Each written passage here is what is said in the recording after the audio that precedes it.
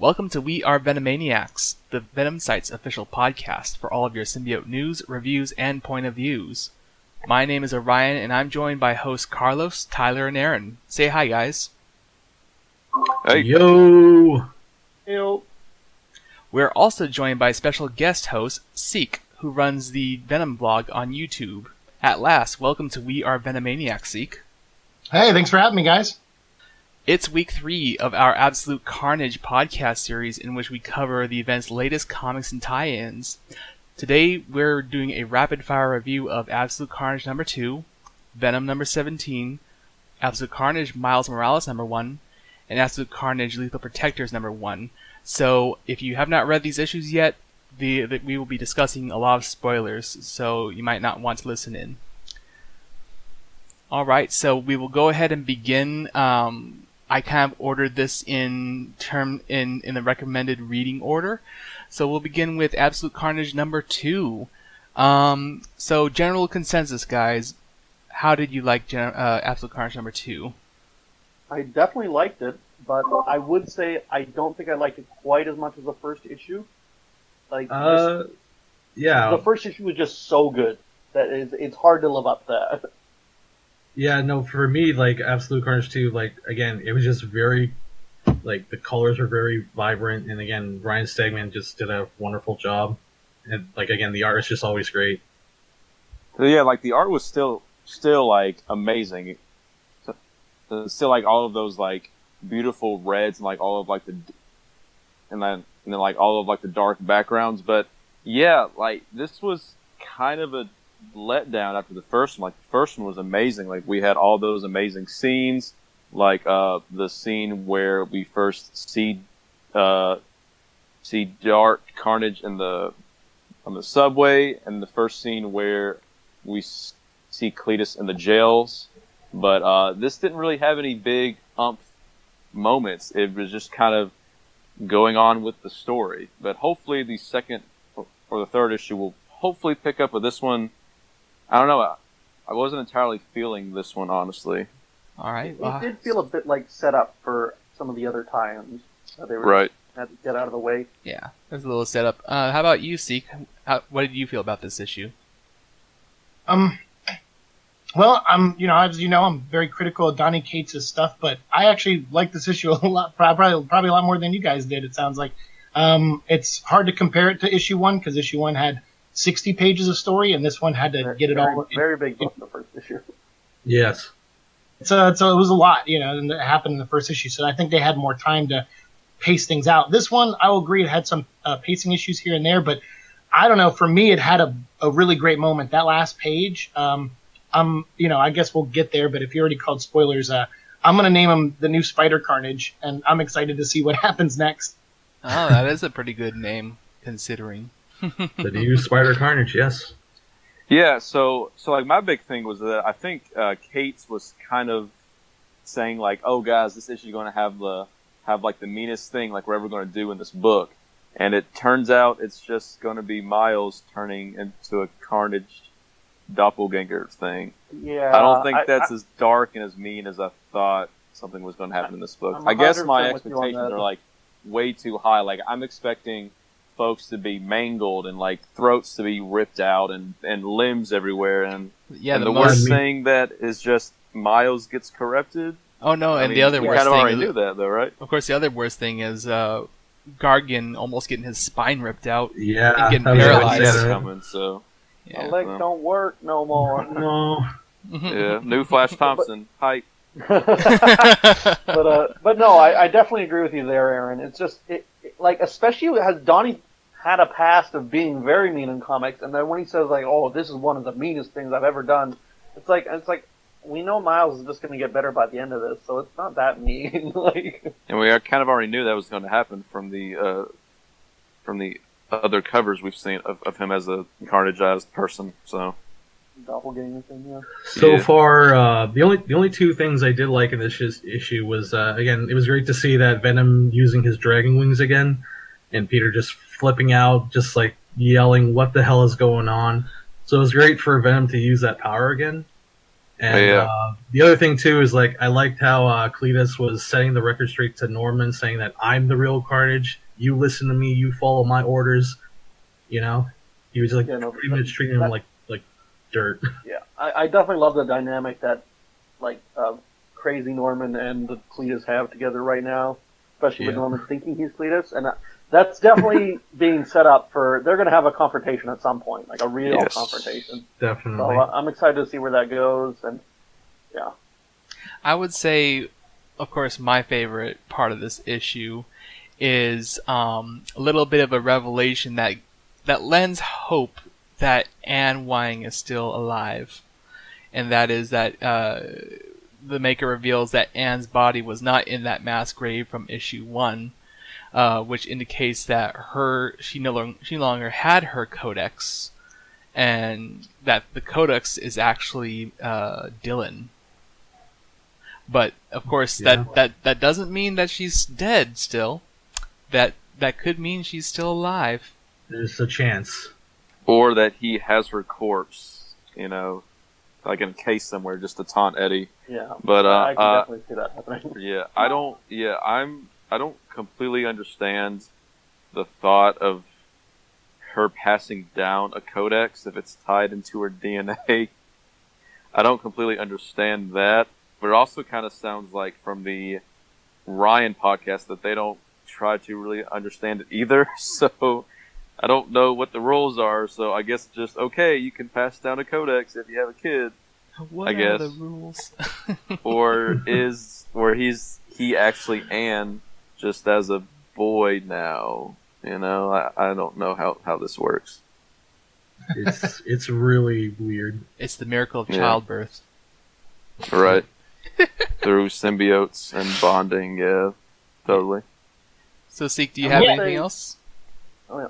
Go ahead. Well, no, I agree. I love the relationship between Norman Cletus and regular Cletus. I think that's going to definitely add some on, because Norman Cletus seems to be more traditional Cletus, and he doesn't like being told what to do, and he kind of doesn't like, parts of the plan, it sounds like. And then meanwhile, we have Cletus, who has been resurrected, who is all in on this, but still trying to rebuild his surrogate family, as we learned in the other tie-in. So, I mean, I love all that stuff. I love the scene with Eddie and Peter on the rooftop, where Eddie's just like, Pete, we can't do this. And Pete's like, Eddie, that's what happens. It's this business. We get knocked down, we get back up. And Eddie's like, yeah, that's what I always hated about you, is you always got back up.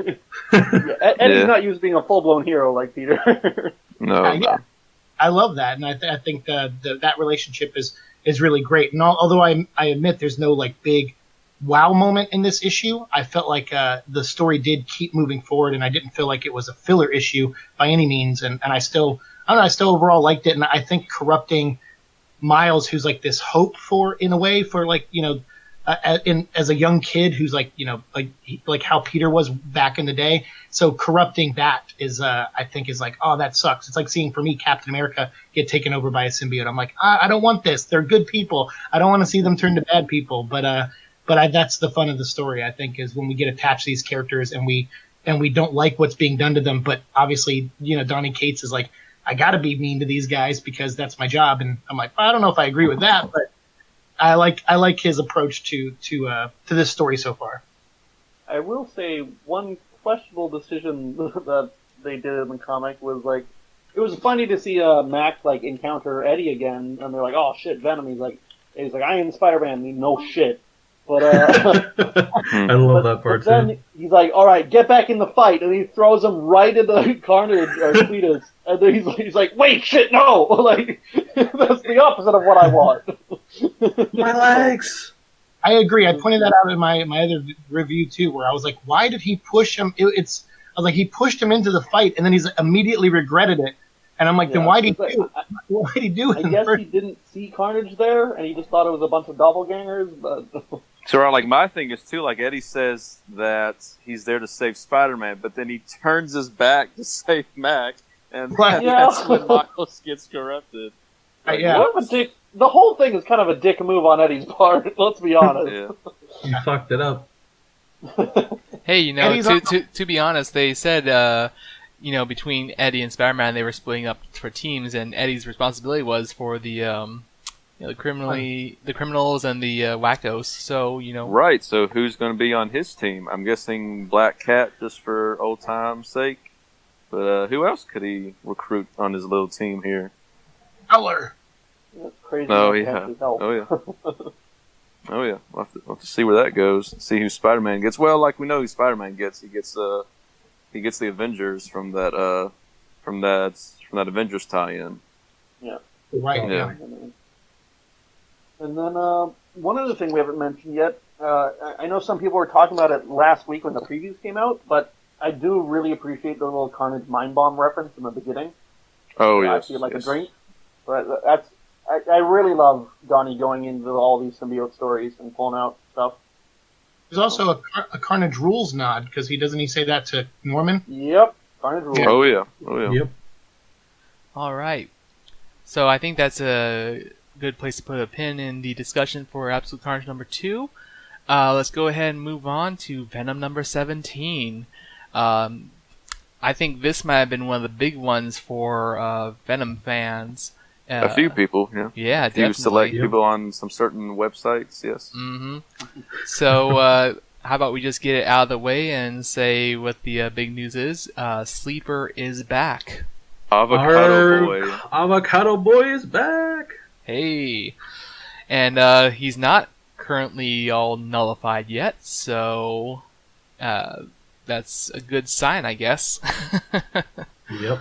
Yeah. For now. For now. Yeah. But yes, so he's back to help out Dylan. So this issue mainly focuses on the Maker, Dylan, and Normie Osborn at Rex's warehouse, and the Maker is of course trying to help build this machine to remove the codexes. So we got a lot of great interactions, I think, between the boys and the Maker. I think that was a real highlight of the issue after Sleeper's return.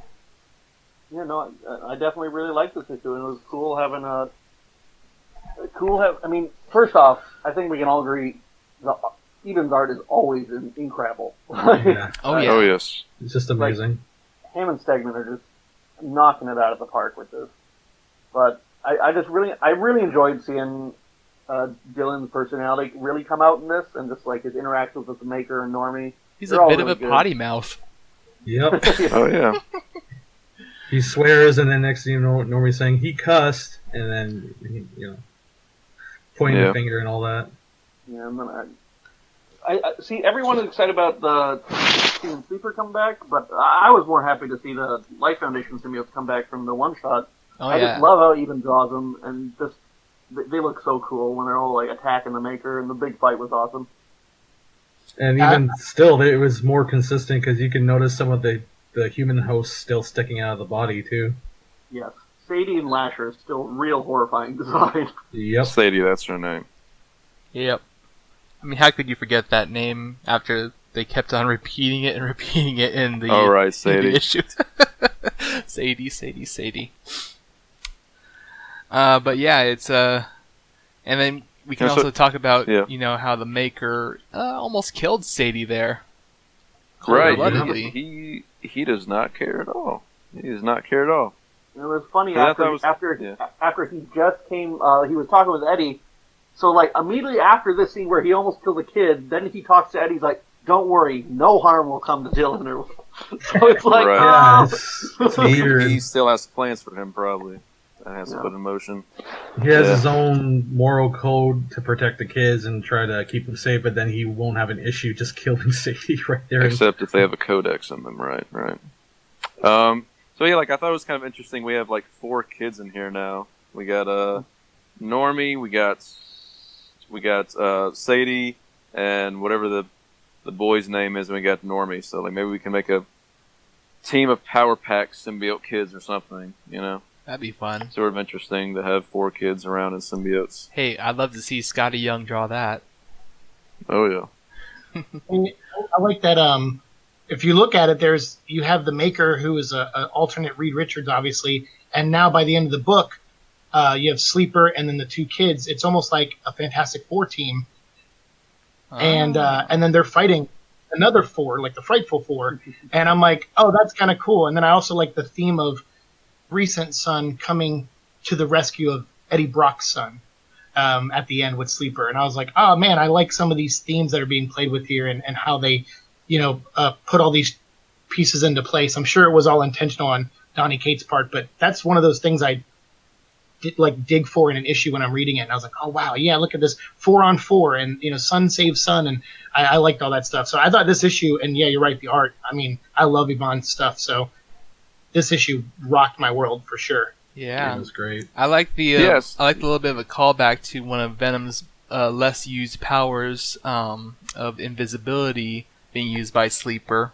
I kind of like that. Right, he's sort of OP too. Acid split again. Yeah, I was also Acid going to Spit Agony, say, because Aaron brought up this point earlier in the Discord.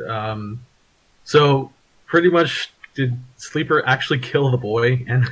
And I don't think he did, because what it looks like is that Phage looks a lot more like adult in that form when he's supposed to be like a little kid. So maybe he didn't snap the kid's neck. I don't know. Like, I don't think he did. I'm sure he's fine. But even if he I'm did, sure he's fine. yeah, even if he did snap the kid's neck, I mean, he's wearing a symbiote. Symbiotes heal He'll their be users, so it's fine. like, come on. Yeah. Yeah, so like I have a question. Do we think Telkar will get out of this? Because, Kate said that a symbiote will have a new host.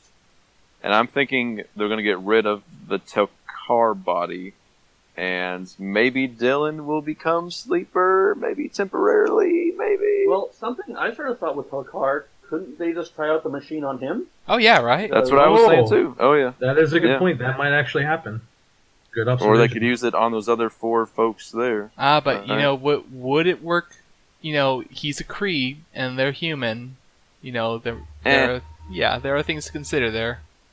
He's got a spine just like the rest of us. Right, yeah. The fan art demands Dylan and Sleeper. Make it so. Do it. Make it so. All right. So, any other points anyone wants to make? I just want to say again, it was a great issue. Fantastic. All right. So that's a good place to put a pin in it, and we're gonna go. I got one con. All right. Toxin wasn't in the issue like he was on the cover. Oh, lied to cover me. lies. No, Venom Toxin. wasn't in the book either. Fighting the symbiotes. And- lies. And today's Scandals. and that cover is not the only one that lies today. They all lie. Scream wasn't in it either. This Nope. is awful. Been Terrible. betrayed. Terrible. 0 out of 0. Do not buy this book.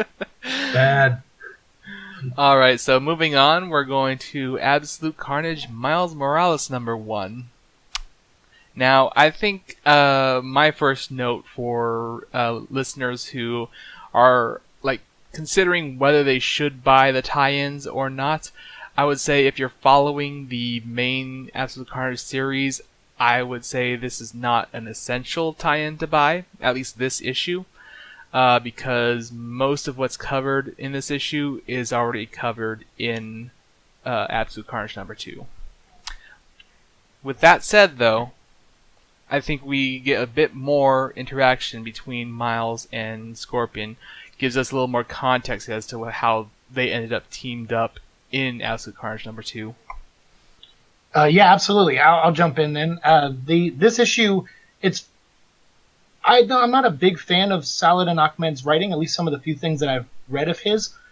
But I had fun with this issue. I really like seeing Miles fight, and so the fact that they let that scene breathe, where he really fights Scorpion for 5 or 6 pages, and uses his different powers and stuff to try to get a one-up on him, I really enjoyed that. I thought that was awesome. And then that way, on the second half of the book, where they have to team up together, it kind of more because you've seen them go at each other's throats and how insanely intense it got, and then now they have to team up. So I kind of like that a little bit. But for me, like I said, I'm just going to call him the new Spider Carnage. When I saw that at the end, I was like, oh, I've been praying for Ben Reilly to show up in this, and then maybe them do a codex from him. But this is an easy replacement for me, just seeing a Spider-Man as a Carnage again. So even though I don't feel like a lot happened in this issue, for me as a Spider Carnage fan, I really leaned into it and was like, all right, I'm kind of digging this. Yeah, as for me, like I read the issue. I thought it was pretty decent. I mean, having Miles go up against Scorpion was pretty interesting. And at the beginning, Miles was just obsessing getting those $300 sneakers that he couldn't afford. Then out of nowhere, money just starts raining down from the sky, and of course, Scorpion's causing more trouble as usual. And from there, it just takes off. And then I guess the prisoners from Ravencroft just escape, and they're all nullified with the symbiotes, and it just goes on from there. And yeah, that's just pretty much it. Yeah, was this the first time Miles's Venom Blast didn't work? Because I think this is the first time I've actually seen it not work, and I think Max said he had. On that. There has been a couple times in the comics it hasn't worked, and they've started doing that a lot more recently, where it doesn't act as a one-hit KO just like it has in the past, because that was a big complaint I've always had with Miles in the past, where most of his fights, literally just taps him once at some point in the fight, and he wins. And it's just, I got real tired of it. So I'm glad they're coming up with excuses for why he can't do it as much and stuff.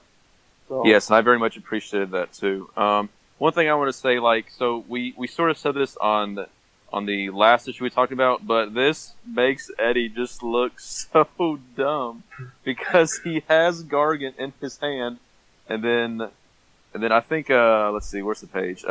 Miles just straight up says, "But just like that, he's here and gone, and I'm alone against a horde of monsters." And you just see Eddie casually walking away with Scorpion in his hand. It's so bad. A lot difference from Absolute Carnage 2. It's just yeah.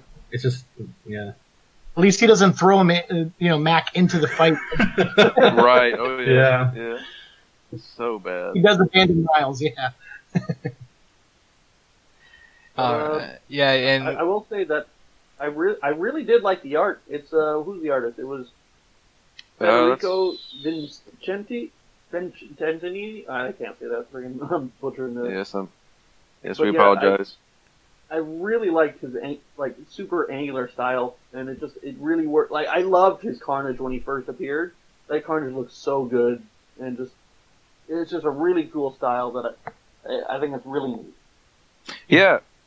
So I'm looking forward to the next few issues of so I think the next few issues have Miles fighting off this null virus that he has, and so I think the next one is going to be more of like an inner fight with himself, and I think later on we're going to see Silver Sable too. So that'll be interesting because I don't think she's ever had a symbiote, so having her in the story is sort of interesting. Yep. So the cover for the second issue definitely implies a bit of an inner fight with himself right now. So. Definitely. Yeah. But I'm excited to see the full view of Doppelganger Miles in action. Yes, and it doesn't look like the one we saw on the variant, and I guess that's a trend now because we saw the one for Scream, and that's at least not what she looks like now. And then we have another variant for this one where you have like a concept art, and it looks very different from what we saw in the spider eyes and stuff. Yeah. Right. So I don't know. And I will say I did really enjoy Scorpion and Miles' reaction, or just how they were talking to each other, and like Max just being a complete asshole. He's like, "All right, and just running away. Have to hurt you. I want to hurt you." And just then running away, and it just, and then he kept calling him Spider-Man Jr. He's like, "You're not the real Spider-Man." Like, it's just, I really enjoyed how they interacted with each other. all right, so I think that's a good place to put a pin in this. We're going to go ahead and move on to our last comic, which is Absolute Carnage Lethal Protectors #1. Now, a bit of a disclaimer. If you were picking up this issue to read your favorite heroes here on the cover, which include Iron Fist, Cloak and Dagger, and Morbius, you will be disappointed. They are not in this issue, but they will show up later on. Maybe. Me that the cover lied again. Yeah. Covers are lying to us. Yeah. God. So this issue just mainly focuses on Misty Knight and John Jameson, and of course, John Jameson is kind of turned on us here, under the influence of Carnage and Null. He went heel. Yeah, I would say.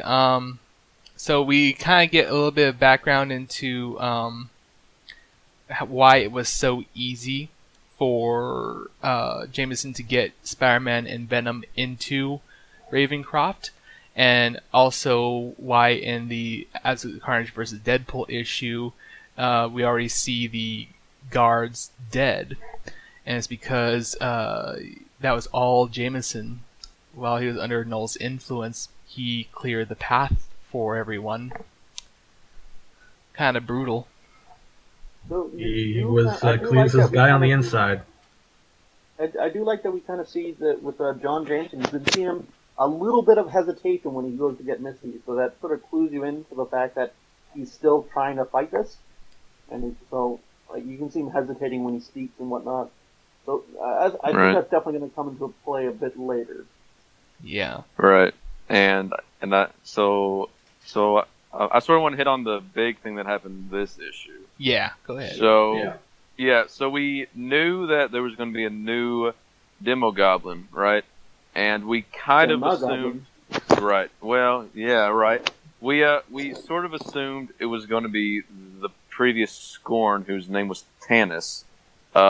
We had a few clues. I think the editor Lewis wrote an article about hosts, and for Scorn, he said that she's presumed dead, right? And then we had another solicitation for the third issue that says that they're fighting this new like villainous, and it says hell has no fury like a Demogoblins. Goblin Scorn. Yeah. So it says Scorn after that. So like we were kind of, hey, so it's probably Scorn. That's cool. So she's not actually dead. So she's just going to be the new Hell Goblin person, right?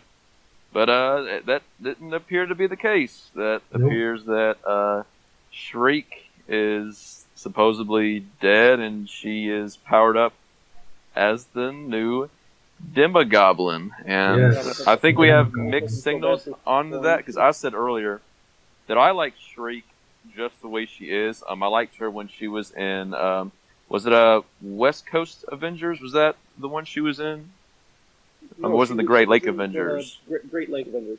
Right. Yes, so I liked her as just a villain that would just appear like here and there. I know she was in one issue of Mike Costa's Venom series. It was nice to see her in that. But I just don't think she really needed this power-up. It seems like they're just trying to combine two people just to number down all the folks that are on his side. But, I mean, I kind of like Shriek, and I wish she had some more screen time, and I wish she had some more stuff happening. And I don't really think she needed this God power-up, because, I don't know. I just like Shriek the way she is. Plus, if we had it where it was Tanis instead, then we would still have a better chance of Scorn coming back in the near future, just being under Carnage's control for the meantime. And so I definitely think Tanis would have been a better choice. But I will admit, I did really like seeing the Carnage and Shriek interactions. Yes, this was the first time they've actually kissed. And it seemed like Cletus didn't really care. He spatted that Star Wars line. He said, I love you. He said, I know. Yeah, well, I mean, Star Wars reference right there. I think she knew what was coming. I think she knew the exact plan. So it's just. Like, it's not surprising. I mean, she literally would do anything for him. So for her to give her spine to him and pretty much do that, yeah, it's not surprising. Yeah. If anything, I guess we just have to look at it as they both knew that he needed her spine, and that he would go to this length to resurrect her immediately. So, in a weird, twisted way. Yep. But yeah, Misty takes a beat in this issue, though. Oh yeah. But she did have an ace up on her sleeve for her mechanical arm. Did have the sonic sound system on it, and she was able to escape. So I will say, her running away in the sewers and then finding all the doppelgangers down there. I am kind of confused how big Marvel's sewer system is, because right now we have all these doppelgangers in Carnage's big spire. We have dinosaur people in the sewer from Costa's run. There's also a whole giant like monster town under New Moment York. people, yeah. And then, not to mention, in Friendly Neighborhood Spider-Man, there's still some trolls left over from War of the Realms that are under in the subway systems and whatnot. How many people are down there? Like... It's so weird. Seems a little too many. So. And I do wonder how she's going to get into contact with Iron Fist and the rest of the team, because right now she's just by herself completely. So I think they're in the sewer with the dinosaur people. They'll just coincidentally run into each other next issue. Oh, I hope so. That'd be great. They'll just call up their best friend, the Iron Fist. So I would assume that Ravencroft is pretty much Carnage's new sub base, if anything. Until Right. the events of the Deadpool. Yeah. Yeah. Absolute Carnage definitely number 2 definitely implies the spire in the sewer is his current big base. So Right. I guess it's another spire like he had set up in San Fran. Yes. In the Underground City. So, Yeah.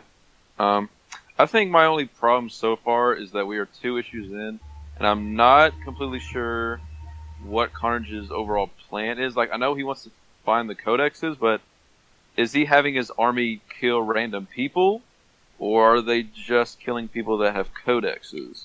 Because he has this huge army, and I'm not sure what it's used for. Because in this specific page, he gets one of the, I'm not sure if it's an inmate or one of the cult members. He just rips out their spine. Was he doing that? Like, our doppelganger rips out the spine. Like, were they doing that just for fun, or was that a symbiote user we didn't know about, or was that right? Like, is he like making a farm where he just puts like a thing on them and he just like rips it out, so it's like a farm? I assumed that he just did that because they were gonna summon Demogoblin. They needed some sort of blood sacrifice. Just get something to write the blood with, like maybe. Yeah. Right.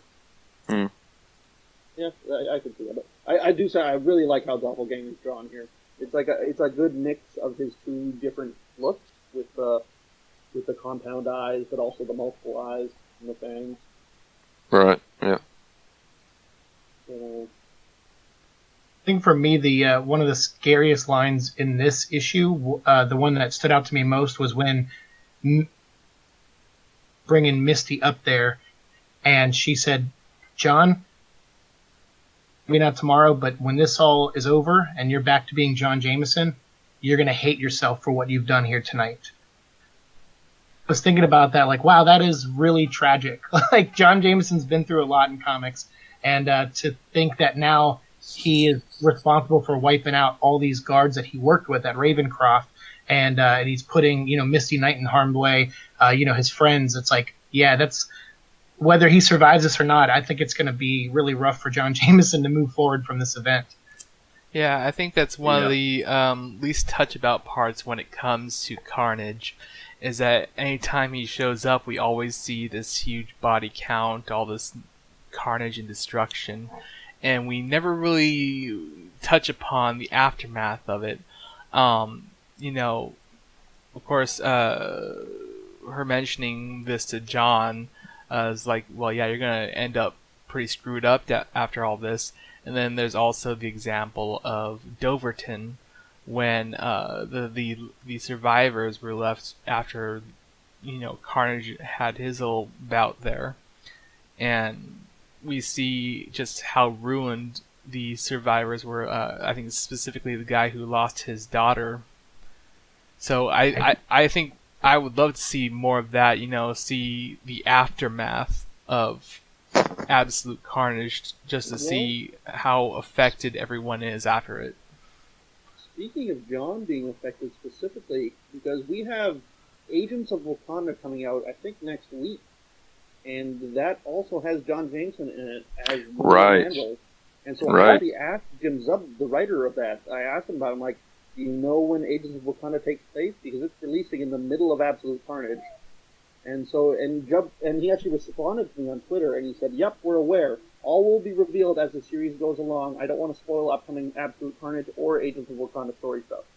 So we're gonna get a thing where Venom is on the cover of every Savage Avenger, and he's not in any single issue.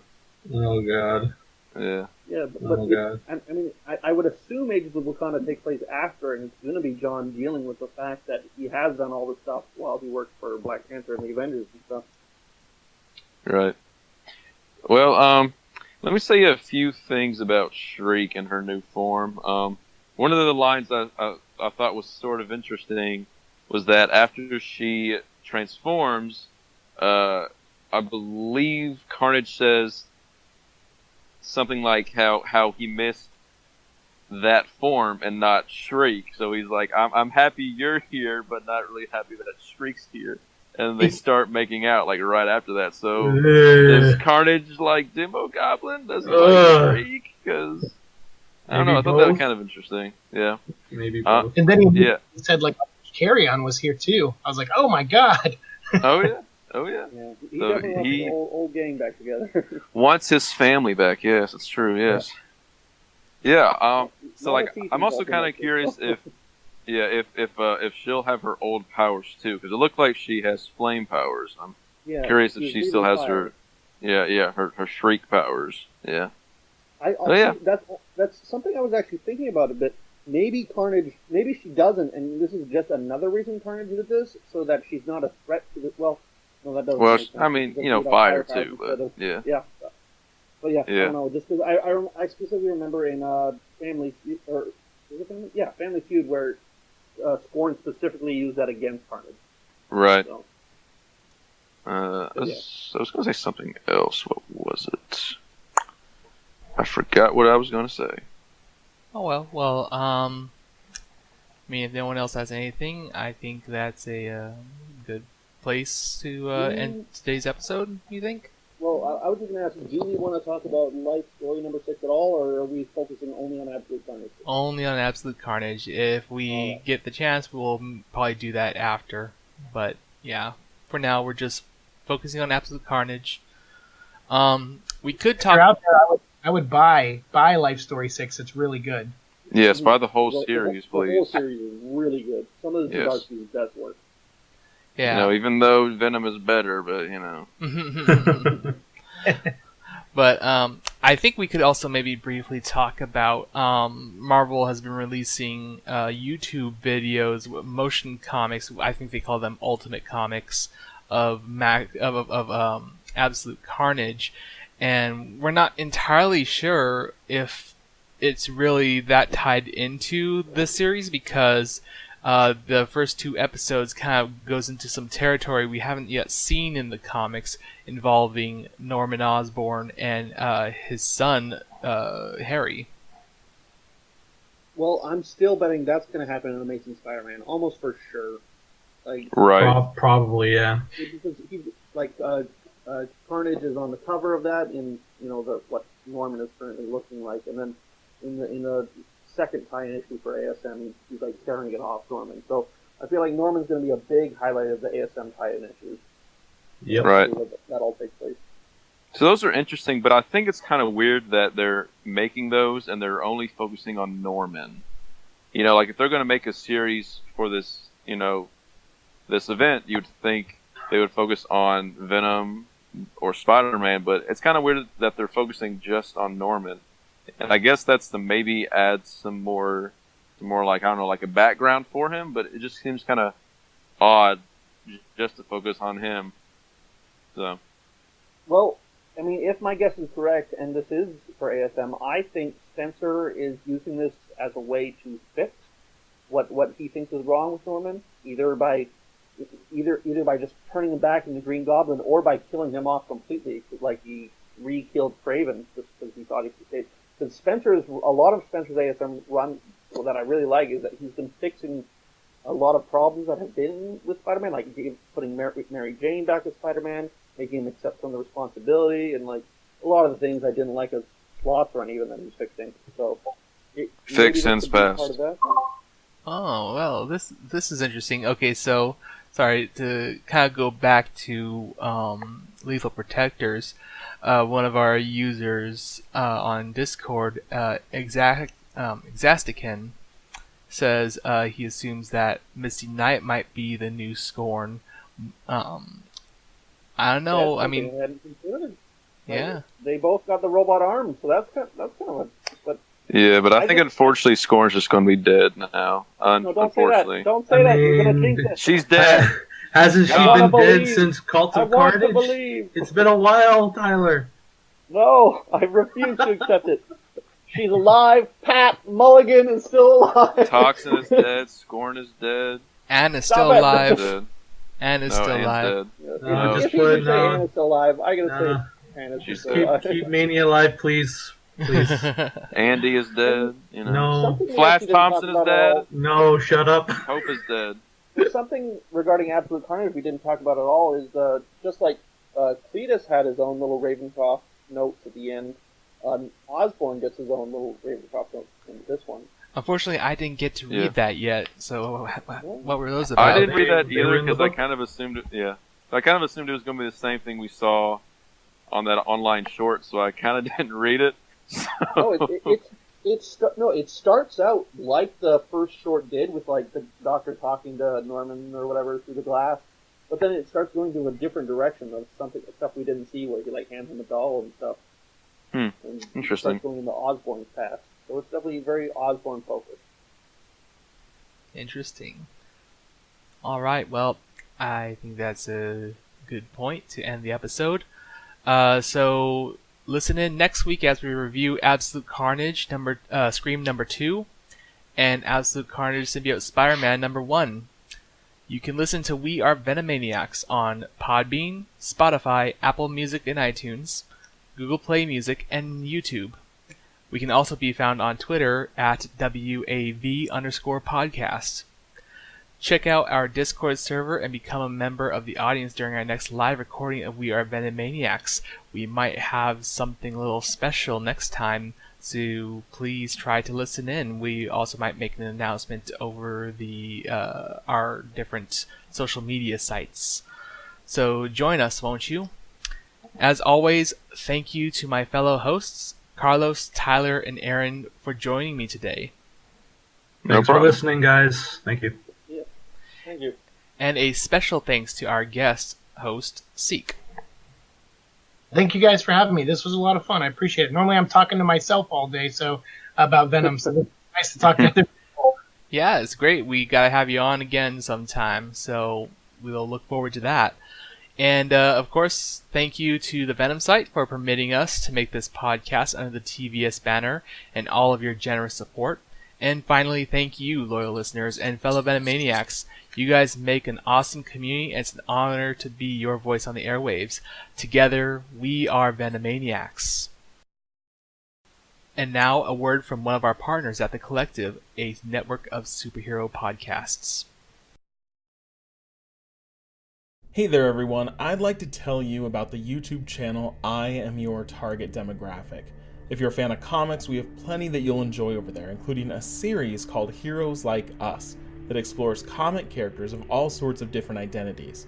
And we even have a series that defines words that are used in nerd culture that you may not know what they mean. So you can check us out by heading to YouTube and searching I Am Your Target Demographic, or look up IAYTD on any social media outlet.